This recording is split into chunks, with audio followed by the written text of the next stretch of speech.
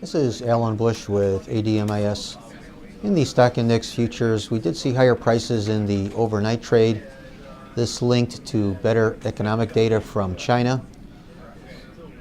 Also at 9 o'clock, we had several U.S. reports all coming in on the weak side. In fact, there were 3 reports that were weaker than anticipated, and yet stock index futures were able to advance, with the S&P 500 futures making new historical highs. So the fact that we are able to trade higher on negative news suggests that the main trend is still higher for stock index futures.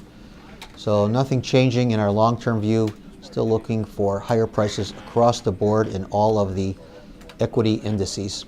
Over in the foreign currencies, seeing some new highs in the British pound. In fact, the pound trading at its highest level against the US dollar since November of 2008. This after a report showing manufacturing in the UK coming in at a better than expected rate. Some weakness in the Japanese yen after the Bank of Japan's report on their economy came in a bit on the weak side, with several sectors coming in softer. So some pressure there. Ideas that this could be more of a reason for the Bank of Japan to add more stimulus to their banking system in the form of possibly lower rates or more quantitative easing. Also, we had the Canadian dollar advancing after a report showing consumer confidence in Canada increasing. Also, the dollar a little bit better, I think, by default, with some of the economic data out of the Eurozone recently coming in on the weak side. However, although the dollar a little bit higher now, I think there's a very good chance we can see pressure developing later today. So I would not be surprised to see the dollar closing lower on the day.